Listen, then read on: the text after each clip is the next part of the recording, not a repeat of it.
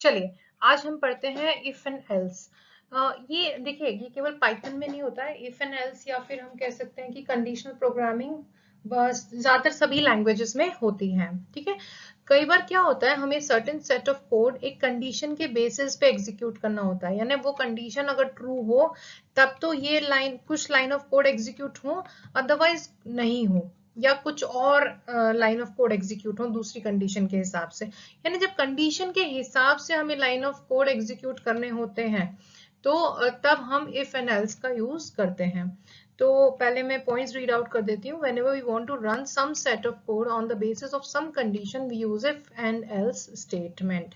जब भी हमें किसी कंडीशन के पे डिपेंड करके कि कंडीशन ट्रू है कि फॉल्स है, उस हिसाब से हमें कुछ सेट ऑफ कोड एग्जीक्यूट करने होते हैं, तब हम इफ एंड एल्स का यूज करते हैं। फॉर एग्जाम्पल, अगर एज 5 है, सॉरी अगर एज 5 नहीं है, हमने लिखा है एज इक्वल टू 5, हमने एक एज वेरिएबल लिया है और उसमें वैल्यू 5 डाल दी है ना, एज 5 हो गई, इसमें कोई शक नहीं है, एज 5 हो गई है। अब हम चेक करें इफ एज लेस देन 10, अगर एज 10 से कम है तो ये दोनों लाइन एग्जीक्यूट हो, यानी print you are very young you should study, ये दोनों लाइन प्रिंट हो जाएंगी। आप ध्यान दीजिएगा, यहाँ पर प्रिंट, दोनों जो प्रिंट स्टेटमेंट है वो इफ के नीचे से नहीं लिखे हैं, थोड़े दूरी पर लिखे हैं, यानी इन दोनों प्रिंट जो स्टेटमेंट है, जो इफ, इससे पता चलता है कि ये दोनों इफ के अंदर आते हैं। हमें हमेशा इसको, हम इसको इंडेंटेशन बोलते हैं और हमेशा इंडेंटेशन का ध्यान रखना है। ये प्रोग्राम बनाते हुए मैं और आपको एक्सप्लेन करूंगी। Else print you are not that young. तो इस प्रोग्राम में क्योंकि हमने शुरू में ही एज की वैल्यू 5 कर दी है, तो हमारी कौन सी कंडीशन ट्रू होगी, इफ एज लेस देन 10, ये कंडीशन ट्रू हो जाएगी कि 5 10 से कम है। तो कौन सी लाइन एग्जीक्यूट होंगी, you are very young you should study. और कौन सी लाइन प्रिंट नहीं होगी, you are not that young, ये लाइन प्रिंट नहीं होगी, क्योंकि एल्स में एग्जीक्यूशन जाएगा ही नहीं, या तो इफ में जाता है या एल्स में जाता है, जिस जो कंडीशन ट्रू होती है उसमें जाता है। तो एज लेस देन 10 है, इसलिए ये दोनों लाइन एग्जीक्यूट होंगी। अब यहाँ क्या लिखा है, this is one set of block which comes inside if age less than 10। See syntax याद रखिएगा, if space variable name, less than operator लगाया है, 10 वैल्यू लिखी है, फिर कोलन भी लगाया है, और उसके नेक्स्ट लाइन में हमने प्रिंट को शुरू से लिखना नहीं स्टार्ट किया है। इंडेंटेशन यहाँ पे जरूरत है, अगर इंडेंटेशन नहीं देंगे या इंडेंटेशन का ध्यान नहीं रखेंगे तो आपके प्रोग्राम एरर देगा। क्या लिखा है, indentation is required here, all print function which is to be executed when the if condition is true should be at the same distance from the margin.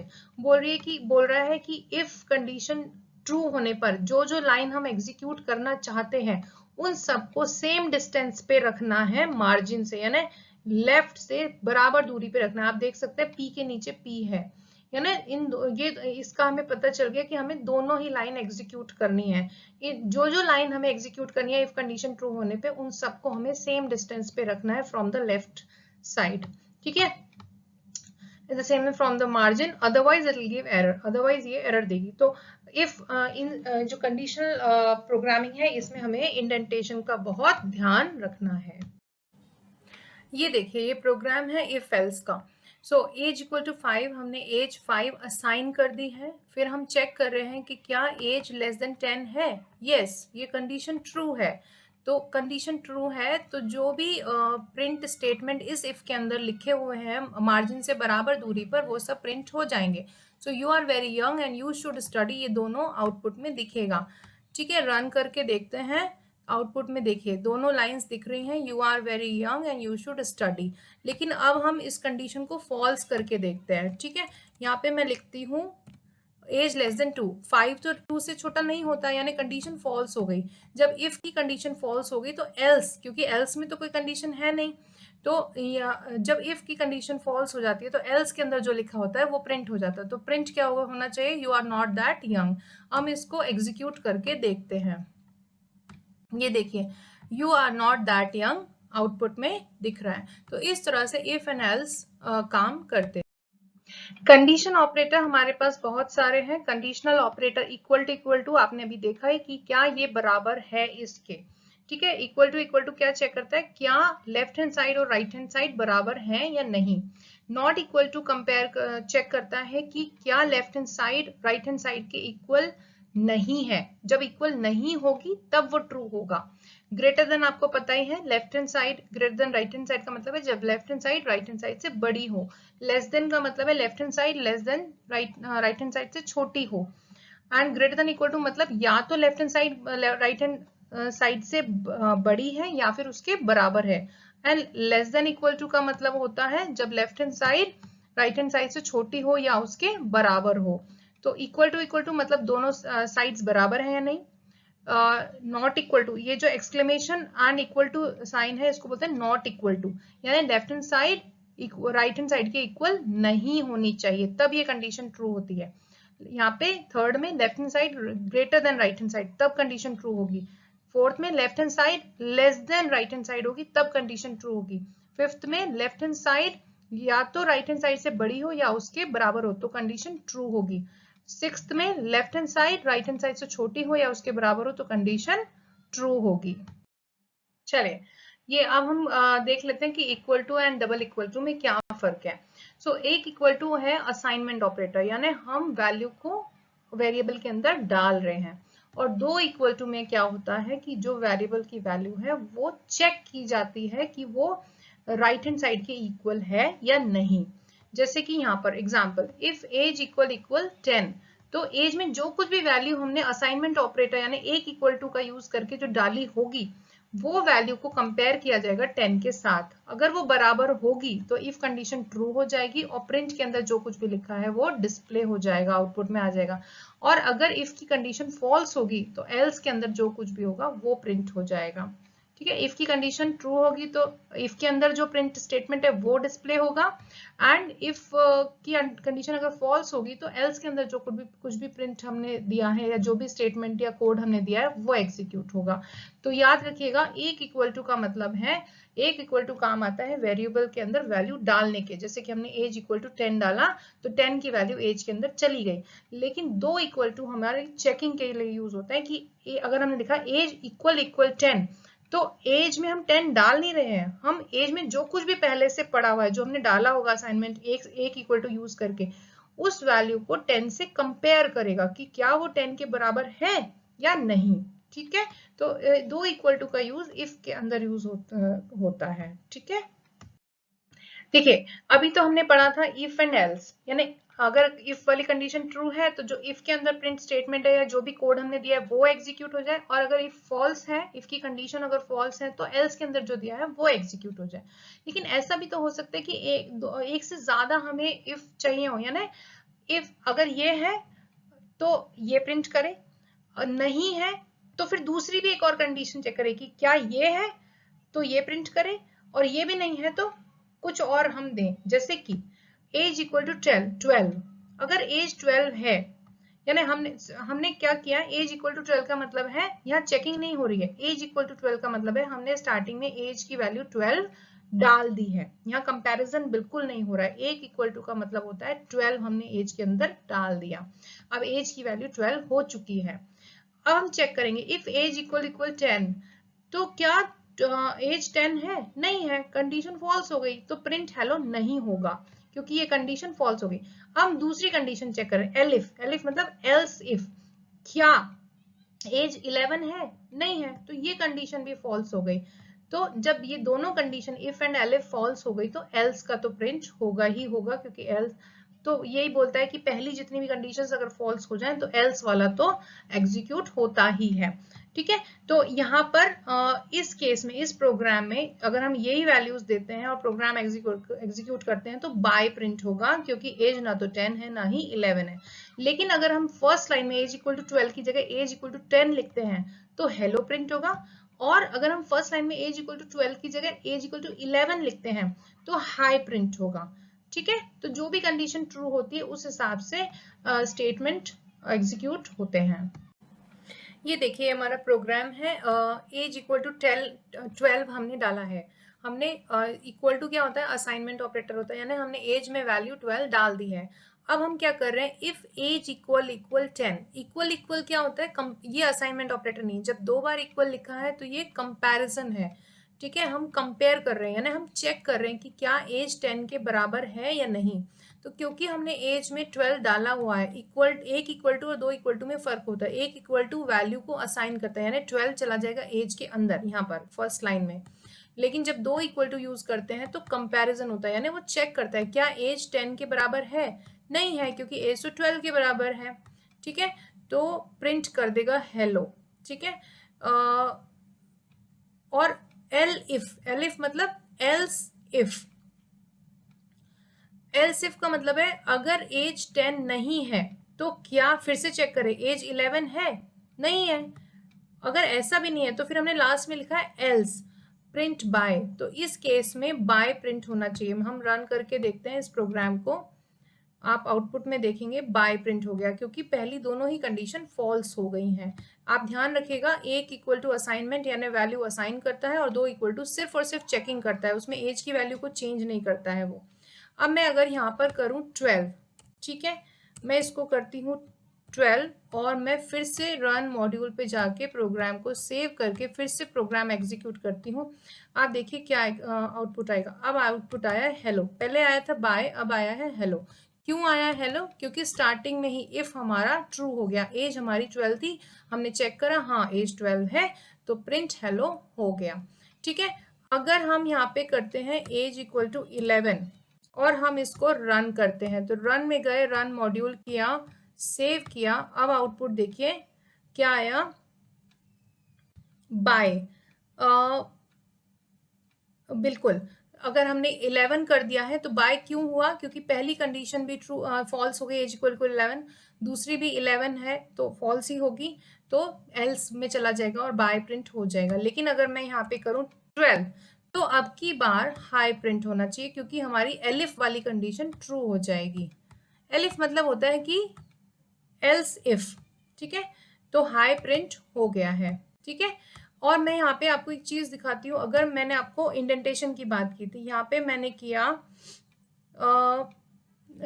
कौन सी कंडीशन ट्रू हो रही है? Elif वाली, लेकिन मैं यहाँ पे इसको प्रिंट को स्टार्टिंग से लिख के आपको दिखाती हूँ, स्टार्टिंग से, और रन पे जाती हूँ, रन मॉड्यूल करती हूँ, ओके करती हूँ। देखिए आउटपुट में क्या आएगा, expected an indented block after elif statement on the line number 4। बोल रहा है एलिफ स्टेटमेंट के बाद इंडेंटेशन एक्सपेक्टेड है, आपको इंडेंटेशन देना पड़ेगा, यानी आपको मार्जिन से एक दूरी रखनी होगी। ठीक है, तो हम यहाँ पर क्या करेंगे, इसको मार्जिन से एक दूरी रख दी और रन करके हमने रन मॉड्यूल में गए तो हमारा हाई प्रिंट हो जाएगा। तो इस तरह से इफ एल्स इफ यूज होता है। इफ पहले इफ चेक करेगा, कंडीशन ट्रू है तो वो वाले लाइंस एग्जीक्यूट हो जाएंगी, अगर नहीं है तो एलिफ पे बढ़ जाएगा, वहां पे कंडीशन ट्रू है तो वो लाइंस एग्जीक्यूट हो जाएंगी। अगर वो भी फॉल्स है तो एल्स वाला स्टेटमेंट तो प्रिंट होगा ही, क्योंकि वहां पर कोई कंडीशन नहीं लिखी है। ठीक है, I hope this will make you clear about if elif. चलिए अब दो ऑपरेटर और हम पढ़ लेते हैं, एंड और। एंड ऑपरेटर का मतलब है कि जो जब दो कंडीशंस को हमें कंबाइन करना है तो हम दो कंडीशंस के बीच में एंड भी लिख सकते हैं या फिर और भी लिख सकते हैं। तो जब हम दो कंडीशंस के बीच में एंड लिखते हैं और उसके पहले इफ लिख देते हैं, तो दो कंडीशन के बीच में एंड लिखने पर वो पूरा स्टेटमेंट ट्रू तब होगा जब दोनों ही कंडीशन इंडिपेंडेंटली ट्रू होंगी, तब एंड बीच में लगाने से वो पूरा स्टेटमेंट ट्रू हो जाएगा। और अगर हम और लगाते हैं, दो कंडीशन के बीच में और लगाते हैं, तो कोई भी एक कंडीशन ट्रू हो तो पूरा स्टेटमेंट ट्रू हो जाएगा। मैं फिर से रिपीट कर रही हूँ, अगर दो कंडीशंस के बीच में एंड है तो फुल स्टेटमेंट ट्रू तब होता है जब दोनों कंडीशंस अलग अलग ट्रू हों। अगर कोई भी एक कंडीशन या दोनों कंडीशन फॉल्स हुई तो पूरा स्टेटमेंट फॉल्स हो जाता है एंड के केस में। लेकिन अगर बीच में और लगा है तो कोई भी एक कंडीशन ट्रू हो तो पूरा स्टेटमेंट ट्रू होता है, यानी पहली कंडीशन ट्रू है तो भी पूरा स्टेटमेंट ट्रू, केवल दूसरी कंडीशन ट्रू है तो भी पूरा स्टेटमेंट ट्रू, और दोनों कंडीशन ट्रू है तब तो ट्रू है ही। यानी ये फॉल्स तब होगा जब दोनों कंडीशन फॉल्स होती है, तभी और के केस में पूरा स्टेटमेंट फॉल्स होता है। देखिए ये प्रोग्राम है एंड ऑपरेटर का। ठीक है, सो एंड ऑपरेटर का ये प्रोग्राम है, इसमें मैंने दो वेरिएबल्स लिए हैं, एज 1 एंड एज 2। तो एज 1 में मैंने वैल्यू डाली है 5 और एज 2 में वैल्यू डाली है 3। ठीक है, फिर मैं इफ कंडीशन यूज कर रही हूँ कि मैं चेक कर रही हूँ इफ एज 1 लेस देन 10 है। हाँ, एज 1 में क्या वैल्यू है, 5 है, 5 10 से छोटा ही होता है, तो कंडीशन ट्रू हो गई। और एज 2 क्या है, एज 2 3 है, 3 5 से छोटा होता है, तो ये कंडीशन भी ट्रू हो गई। मैंने आपको बताया था जब दो कंडीशंस एंड ऑपरेटर से ज्वाइन होती हैं तो ये पूरा स्टेटमेंट, ये तभी ट्रू होगा जब दोनों कंडीशंस अलग अलग ट्रू होंगी। अब हमारी दोनों कंडीशन ट्रू है, एज 1 लेस देन 10 है और एज 2 लेस देन 5 है, तो ये पूरा स्टेटमेंट ट्रू हो जाएगा। जब इफ के अंदर ट्रू हो जाएगा तो ये हमारा जो इफ के नीचे जो कोड लिखा है वो एग्जीक्यूट होगा। हम इसको रन करके देखते हैं, आउटपुट में आना चाहिए you are very young and you should study. ठीक है, देखिए you are very young and you should study. मैं इसको क्लोज करके फिर से आपको एग्जीक्यूट करके दिखाती हूँ, रन मॉड्यूल। ये देखिए आउटपुट में क्या है, you are very young and you should study. ठीक है, अब हम देखते हैं कि कंडीशन फॉल्स कब होगी। मैंने आपको बताया था जब कोई भी एक कंडीशन फॉल्स होगी या दोनों कंडीशन फॉल्स होंगी तब ये पूरा स्टेटमेंट फॉल्स हो जाएगा। ठीक है, तो हम एक कंडीशन को फॉल्स कर देते हैं। एज 1 मैंने लेस देन 1 कर दी, ऑब्वियसली एज 1 है 5 तो 1 से छोटा तो नहीं है, तो यानी ये कंडीशन फॉल्स है। और एज 2 लेस देन 5 है, ये कंडीशन ट्रू है। हमारी एक कंडीशन इस टाइम फॉल्स है पहली वाली और दूसरी ट्रू है, तो पूरा स्टेटमेंट फॉल्स हो जाएगा। क्योंकि मैंने आपको बताया था जब भी दो कंडीशंस एंड ऑपरेटर से ज्वाइन होती हैं तो कोई भी एक कंडीशन फॉल्स होने पे पूरा स्टेटमेंट फॉल्स हो जाता है। हम रन करते हैं तो एल्स वाला एग्जीक्यूट होना चाहिए। देखिए you are not that young, जो एल्स में लिखा है वो एग्जीक्यूट हुआ, जो इफ में लिखा है वो एग्जीक्यूट नहीं हुआ, क्योंकि इफ वाला स्टेटमेंट फॉल्स माना जाएगा क्योंकि हमारी एक कंडीशन फॉल्स है। अब मैं पहली कंडीशन को ट्रू कर देती हूँ और दूसरी कंडीशन को फॉल्स कर देती हूँ। ठीक है, और मैं इसको क्लोज करके आपको नई स्क्रीन पर दिखाती हूँ। इसको मैं क्लोज कर रही हूँ और मैं आपको रन करके, रन मॉड्यूल में जाके सेव करके you are not that young print होना चाहिए। ठीक है, you are not that young print हो गया क्योंकि अब की बार हमारी पहली कंडीशन तो ट्रू है लेकिन दूसरी कंडीशन फॉल्स है। ठीक है, अब दोनों कंडीशन अगर फॉल्स होंगी तब तो स्टेटमेंट फॉल्स ही होगा। मैंने दोनों 1 से लेस कर दी, रन मॉड्यूल किया एंड सेव करके देखिए you are not that young यहाँ पर आ गया। अब डिस्कस करते हैं और ऑपरेटर। और ऑपरेटर में मैंने बताया था कि कोई भी एक कंडीशन ट्रू होगी तो पूरा स्टेटमेंट ट्रू हो जाएगा। अब देखिए यहाँ पर हमने दोनों कंडीशन के बीच में और लिखा है और पहली कंडीशन यहाँ पे 5 लेस देन 10 है, दूसरी कंडीशन यहाँ पर 3 लेस देन 5 है, तो दोनों ही कंडीशन ट्रू है, तो ऑब्वियसली इफ ट्रू हो जाएगा और यहाँ पर आउटपुट में आएगा you are very young and you should study. लेकिन अगर मैं एक कंडीशन फॉल्स कर दूं, पहली वाली मैंने फॉल्स कर दी और मैं इसको एग्जीक्यूट करके आपको दिखाती हूँ। ये क्लोज कर दिया है, दोबारा से रन गए, रन मॉड्यूल पे गए, पहली कंडीशन हमारी फॉल्स है, दूसरी हमारी ट्रू है, तो आउटपुट में क्या आया, तभी भी इफ कंडीशन का ही स्टेटमेंट एग्जीक्यूट हुआ, क्योंकि इफ मैंने आपको बताया था और में केवल तभी फॉल्स होता है जब दोनों कंडीशन फॉल्स होती हैं, अदरवाइज सभी केसेस में ट्रू हो जाता है। ठीक है, तो यहाँ पर अब की बार हम सेकंड कंडीशन को फॉल्स कर देते हैं और पहली कंडीशन को ट्रू कर देते हैं, तब भी इफ ट्रू ही होगा क्योंकि हमारी अभी भी एक कंडीशन तो ट्रू है ही, फर्स्ट वाली। ये देखिए आउटपुट में आया you are very young and you should study.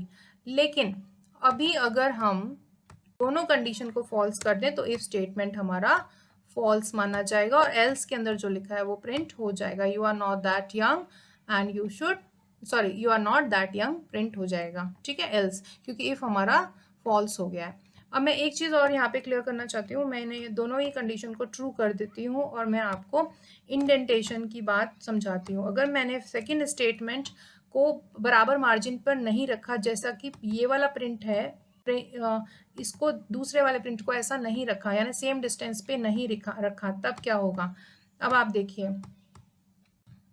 मैंने रन किया, इनवैलिड सिंटेक्स, क्या बोल रहा है वो, इस तरह से नहीं करना है, सभी जो प्रिंट स्टेटमेंट है इफ के अंदर वो सेम डिस्टेंस पर होने चाहिए। तो यहाँ पर मार्जिन का भी बहुत ध्यान रखना है। ठीक है, अब मैंने यहाँ पर मार्जिन का ध्यान रखा तो आउटपुट ठीक से आ गया।